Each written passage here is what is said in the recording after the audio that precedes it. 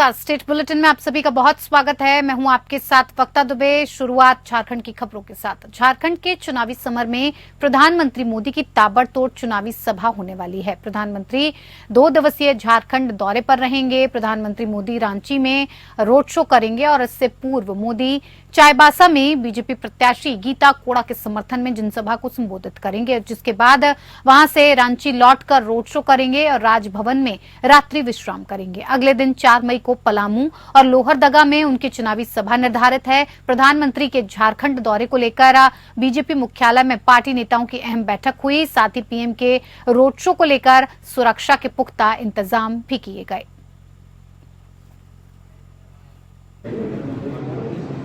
झारखंड राज्य के लिए एक बहुत ही सौभाग्य का विषय है कि देश के यशस्वी प्रधानमंत्री जी का आगमन भगवान बिरसा मुंडा जी की धरती पर कल संध्या 5 बजे चाईबासा की धरती पर होने जा रहा है, जहां पर वे विराट सभा को संबोधित करने वाले हैं। और जैसा कि आप सभी जानते हैं कि देश के यशस्वी प्रधानमंत्री जी ने लगातार 10 वर्षों तक गांव, गरीब, किसान, मजदूर, शोषित, वंचित, दलित, पिछड़ा, आदिवासी, सभी समाज, सभी वर्ग का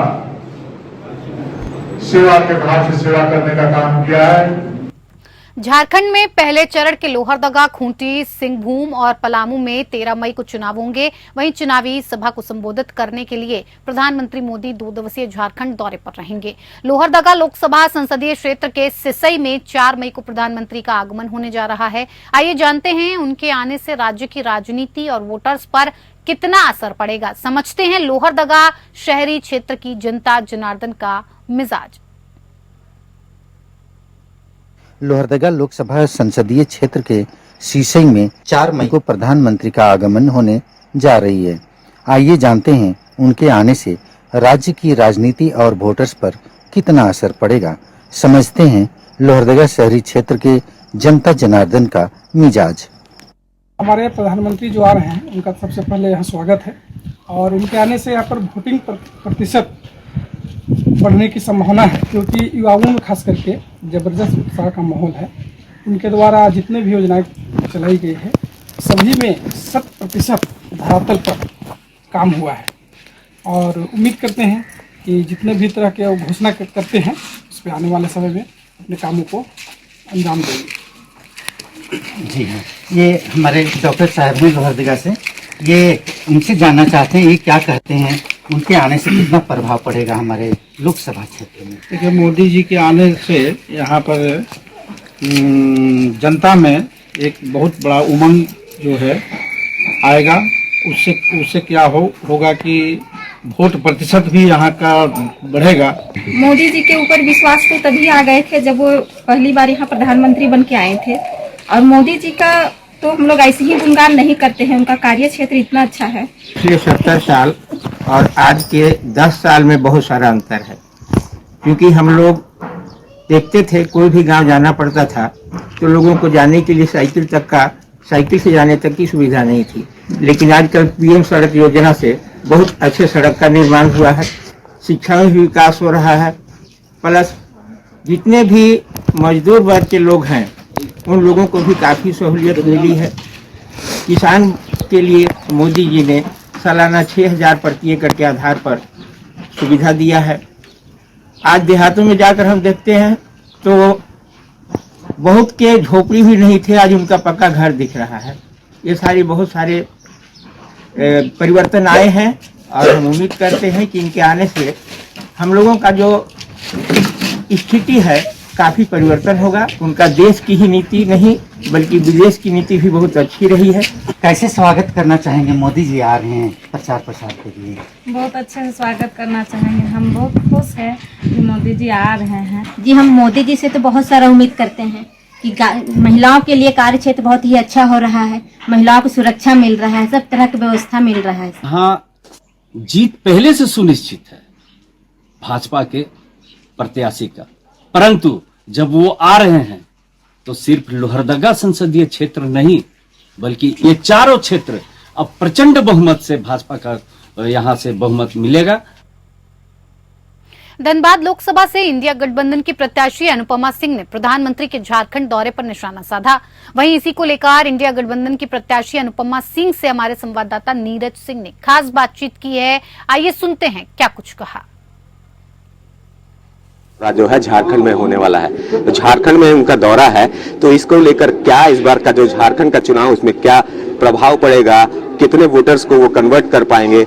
सो हम सीधा जुड़ते हैं इनसे और जानने की कोशिश करते हैं कि मोदी जी के आने से कितना प्रभाव पड़ेगा धनबाद लोकसभा चुनाव में। अनुपमा जी लगातार मिल रहे हैं लोगों से, अपील कर रहे हैं, समर्थन मांग रहे हैं, लोगों का रुझान कैसा आ रहा है, सबसे पहले हम ये बताएं। लोगों का रुझान तो बहुत ही अच्छा आ रहा है। लोग काफ़ी जागरूक हैं, अब उन्हें पता है कि उन्हें क्या करना चाहिए और क्या नहीं करना चाहिए। देख रहे हैं लोग कि हमारा विकास कहाँ होगा, कैसे होगा। हमारे माननीय प्रधानमंत्री जी आ रहे हैं, उनको बहुत बहुत वेलकम है, क्योंकि आपके लिए प्रत्याशी खड़े होंगे। माननीय प्रधानमंत्री जी 5 साल बाद ही वापस आएंगे उस एरिया में। ये बताइए अनुपमा जी, जैसे प्रधानमंत्री को आपने कहा कि झारखंड के लोग वेलकम करेंगे, लेकिन क्या लगता है ये जो 14 लोकसभा का चुनाव है झारखंड में, उनके इस दौरे से कितना प्रभाव पड़ेगा, क्या लगता है? देखिए, पहले की बात और थी कि लोग देखते थे, देखकर जो देखते थे वो कि आज आए हैं, चलो चलो ऐसे ऐसे, लेकिन अब लोग समझ गए हैं। अब लोगों को पता चल गया है प्रधानमंत्री जी हैं, बहुत बड़े पोजीशन पे हैं, तो उनका वेलकम तो होगा ही, और हम लोग भी उनको आपके माध्यम से वेलकम कर रहे हैं। आए वो झारखंड का दौरा करें, देखें कि झारखंड को वो काफ़ी पीछे छोड़ चुके हैं। और मैं बस उनसे यही अपील करूंगी कि एक बार झारखंड पे भी ज़रूर ध्यान दें, सिर्फ दौरा न करें, ध्यान भी दें। देखिए, मतदाता तो अपना मन बना लिए होंगे जिनको देना होगा। आप भी एक मतदाता हैं, आप भी समझ गए होंगे कि अच्छा ये सही है, ये गलत है, तो वो अपना मन बना लिया है। किसी के आने से नहीं आने से एक उत्साह रहेगा कि आ रहे हैं। वोट पे क्यों प्रभाव पड़ेगा? वोट पे तो प्रभाव पड़ेगा जो इंसान वहाँ रह रहा है, जो प्रत्याशी है, वो वोट पे प्रभाव पड़ाएगा। तो देखिए, साफ तौर पे अभी हमने अनुपमा सिंह से बात की जो धनबाद लोकसभा से यहाँ प्रत्याशी हैं इंडिया गठबंधन की। उन्होंने कहा कि प्रधानमंत्री के आने से लोग खुश होंगे, उनका वेलकम करेंगे, लेकिन हम अगर मतदाता की बात करें तो मतदाता ने अपना मन बना लिया है और वो मन के साथ ही अपना काम करेंगे। इनके आने से वोट पे कोई प्रभाव नहीं पड़ेगा। मैं नीरज, एपीएन न्यूज के लिए बोकारो। झारखंडी भाषा खतियान संघर्ष समिति बनाकर ऐतिहासिक मानव श्रृंखला बनाने वाले क्रांतिकारी नेता करण महतो ने धनबाद लोकसभा से चुनाव लड़ने की घोषणा की है। भाषा आंदोलन में महत्वपूर्ण भूमिका निभाने वाले कारण महतो ने कहा कि मानव श्रृंखला में जो 3 लाख से अधिक ग्रामीण महिलाएं और पुरुष सड़क पर उतरी थी, वो चाहती हैं कि धनबाद लोकसभा से कोई क्रांतिकारी चुनाव लड़े, और इसी को लेकर मैंने घोषणा की है। साथ ही करण महतो ने ये कहा कि हम लोगों की मांग पर मैदान में उतर रहे हैं और स्वाभाविक है, केंद्र में सत्ता अगर मोदी की है तो सवाल भी हम उन्हीं से पूछेंगे, क्योंकि हम सवाल जवाहरलाल नेहरू से नहीं पूछ सकते हैं। यहाँ एक बैठक रख लिया और निर्णय ले ली कि हम इन धनबाद लोकसभा से फाइट करेंगे कि सरकार में सत्ता में मोदी है, तो सवाल हम जवाहरलाल नेहरू से नहीं ना करेंगे। तो सीधा बात है कि हम लोग सवाल मोदी से करेंगे। और कहीं ना कहीं हम लोग स्टूडेंट है, तो एक चीज़ स्पष्ट बात जान लीजिए कि भैया आज जो चीज़ हुआ है, चाहे 2 करोड़ नौकरी या जितनी सारी बात है, और ख़ास करके हम इसलिए आना चाहेंगे कि बलियापुर पे एयरपोर्ट लगने वाला था, वो एयरपोर्ट देवघर चला गया। धनबाद में एम्स लगने वाला था, वो एम्स देवघर चला गया। अगर बलियापुर में एयरपोर्ट लगता, 25,000 लोकल झारखंडी का फायदा होता, रोजगार मिलता। तो कहीं ना कहीं दादा, हम लोग हमेशा दबे कुचले लोग को ही शोषित किया जाता है। तो विश्वास के साथ हम बता दें, चाहे BCCL हो, सेल हो, हमेशा देखबे हमनी लोग झारखंडी है, शोषित पीड़ित है, लो जमीन हमर जीतो, लेकिन देखबी कि कोई आगे सर पे बैठ गलो। तो कहीं ना कहीं हम एक प्रयास करबो कि अपन लोग के आवाज़ बने खातिर और अपन लोग के सही हक मुआवजा दिए खातिर एक प्रयास करबे। अगर हमनी जगह में ली तो अपन आदमी के पहला प्रायोरिटी देबे। नॉमिनेशन के बाद धनबाद से कांग्रेस प्रत्याशी अनुपमा सिंह ने धनबाद के बाद बोकारो में अपना जनसंपर्क तेज कर दिया है और इसी क्रम में अनुपम सिंह ने लोगों के बीच जाकर अपने पक्ष में मतदान करने की अपील की। वहीं अनुपमा सिंह ने मीडिया से बात करते हुए कहा कि हम लोगों से, खासकर महिलाओं से ये अपील कर रहे हैं कि आप ऐसे प्रत्याशी को चुनें ताकि बच्चों में इसका एक अच्छा प्रभाव हो। वैसे प्रत्याशी को नहीं चुनें जिससे कि आपके बच्चे का भविष्य खराब हो। प्रत्याशी का चयन महिलाओं को खासकर अपने बच्चों के भविष्य को देखकर करना चाहिए। साथ ही उन्होंने ये भी कहा कि जिस प्रकार से लोगों का आशीर्वाद और समर्थन मिल रहा है, हम लोगों के साथ मिलकर धनबाद लोकसभा का विकास करेंगे। मैंने ये बात बोला कि हमारे नेताओं को हम लोग देखकर उनसे इंस्पिरेशन लेते हैं। हमारे बच्चे इंस्पिरेशन लेंगे, अगर जो भी चुनकर आएगा तो उनसे इंस्पिरेशन लेंगे। तो मैं अपनी माताओं बहनों से यही आग्रह करती हूँ कि जब भी आप चुनें तो एक बार ज़रूर सोचें कि मैं किसको चुन रही हूँ, क्योंकि वो आप अपने बच्चों के भविष्य के लिए चुन रहे हैं। आपके बच्चे कल को पूछेंगे तो आप क्या जवाब देंगे? आपके बच्चे अगर वही सीखेंगे तो क्या आपको अच्छा लगेगा? क्या आप जैसा भी प्रत्याशी जिसको भी, या मुझे या किसी को भी चुनते हैं, तो आप ये अपने बच्चों में अगर देखेंगे तो आपको कैसा लगेगा? छत्तीसगढ़ से खबर है, राजिम क्षेत्र में असामाजिक तत्वों की तरफ से शिव मंदिर में शिवलिंग को क्षतिग्रस्त करने का ये मामला सामने आया है। मंदिर में शिवलिंग तोड़े जाने से ग्रामीणों में भारी आक्रोश है। घटना रविवार रात की बताई जा रही है। ग्रामीणों ने अज्ञात लोगों के खिलाफ राजिम थाने में रिपोर्ट दर्ज करवाई थी। आपको बता दें, राजिम से 10 किलोमीटर दूर ग्राम दुधकैया के तालाब में स्थित शिव मंदिर में रविवार देर रात्रि कुछ असामाजिक तत्वों की तरफ से जमकर उत्पात मचाया गया। शिवलिंग पर शराब की बोतलें फोड़ी गई हैं और प्रतिमा को तोड़ दिया गया। सुबह जब ग्रामवासी पूजा करने मंदिर गए तो इस बात की जानकारी हुई। सभी शिव भक्त अचंभित हो गए। बजरंग दल के लोगों ने शाम को 4 बजे इस घटना के विरोध में पंडित सुंदरलाल शर्मा चौक पर असामाजिक तत्वों का पुतला दहन किया। आरोपियों को जल्द पकड़कर कार्रवाई की मांग की।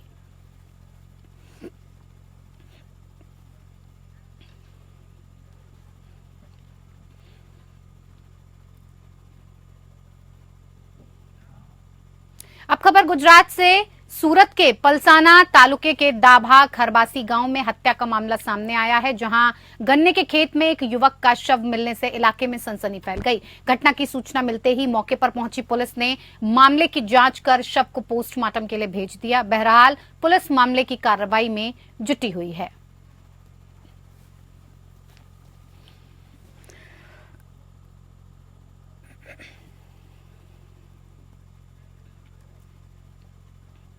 खबर मध्य प्रदेश से। नर्मदापुरम शहर में आपने लोगों के सामान चोरी होने की थाने में एफआईआर दर्ज होती हुई सुनी होगी, लेकिन नर्मदापुरम शहर के सिटी कोतवाली में एक गोल्डन रिट्रीवर प्रजाति का डॉग चोरी होने की शिकायत दर्ज हुई है। आपको बता दें कि नर्मदापुरम शहर के कचरा पट्टी ईदगाह कॉलोनी के रहने वाले नीतीश ने बताया कि वो ईदगाह कॉलोनी कचरा पट्टी के पास रहते हैं। उनके पास एक गोल्डन रिट्रीवर प्रजाति का डॉग था, जिसको रात में किसी अज्ञात व्यक्ति ने चुरा लिया और जिसका एक सीसीटीवी फुटेज भी सामने आया है कि वो व्यक्ति डॉग को कुछ दिखाकर ले जाते हुए नजर आ रहा है, जिसकी शिकायत हमने सिटी कोतवाली थाने में की। यहां से हमें आश्वासन मिला है कि जल्द से जल्द आरोपी को पकड़कर गोल्डन रिट्रीवर प्रजाति के डॉग को मालिक के हवाले किया जाएगा।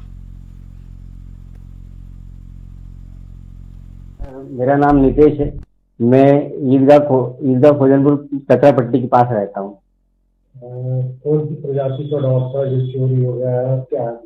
सर, मेरे पास गोल्डन रिट्रीवर प्रजाति का डॉग था, उसका नाम स्टेला था। वो सर चोरी हो गया है। कब की घटना? सर, ये 28 तारीख की घटना है, रात में करीब 9:30 से 10 बजे के बीच में। शिकायत की है सर, इसकी शिकायत सर हमने सिटी थाने कोतवाली में इसकी शिकायत की है। सर शक तो सर मतलब मैंने वहाँ पे पूछा, लेकिन मुझे शक क्या सर, वो हमारे यहाँ कैमरे लगे हुए हैं, तो हमने उसमें हम तो पहले तो खूब ढूंढा, हमने सोचा यहीं कहीं चला गया होगा, लेकिन जब हम उसको पूरा मोहल्ले में हर जगह ढूंढ लिए तो जब मिला नहीं, तो उसके बाद फिर हमने ना कैमरे चेक कराए तो उसमें पता चला कि कोई चोर से ले गया है।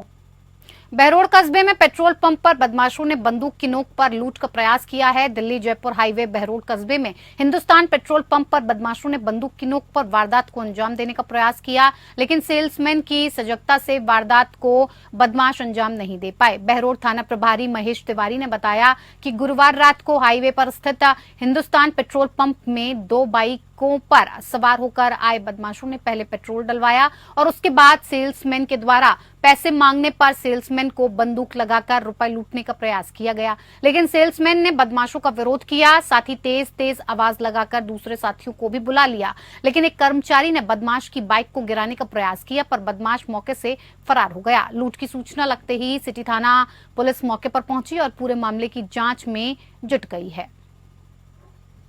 रात को करीब 10:30 बजे 3 लड़के बाइक लेकर हमारे पंप पे आए। 200 रुपये का उन्होंने तेल लिया और जब पैसे मांगे तो उन्होंने रिवॉल्वर निकाला। रिवॉल्वर से हमारे एक सेल्समैन के ऊपर उन्होंने मारपीट करी, उसके गाल पे खरोंच आई। इस सारी की सारी मुंह तीनों ने बांधे हुए थे। मोटरसाइकिल के ऊपर नंबर प्लेट ही नहीं थी, नंबर की तो बात अलग है। मैंने रात को थाने में गया, FIR दर्ज करवाई। थाने में SHO साहब का जो एटीट्यूड था बहुत अच्छा रहा। उन्होंने पूरी रात भर मेहनत करके और सारे के सारे वो करे, ये जो CCTV कैमरास हैं इनको खंगाले। पूरे के पूरा पुलिस महकमे का बहुत अच्छा रवैया रहा और सुबह तक कार्रवाई चलती रही। अब पुलिस कार्रवाई जो भी कर रही है वो, लेकिन ऐसे SHO बहरोड को जरूरत है, बहुत ज्यादा जरूरत है। अगर ऐसे SHO रहते हैं बहरोड से अपराध खत्म हो जाए। चलिए, स्टेट बुलेटिन में इतना ही। नमस्कार।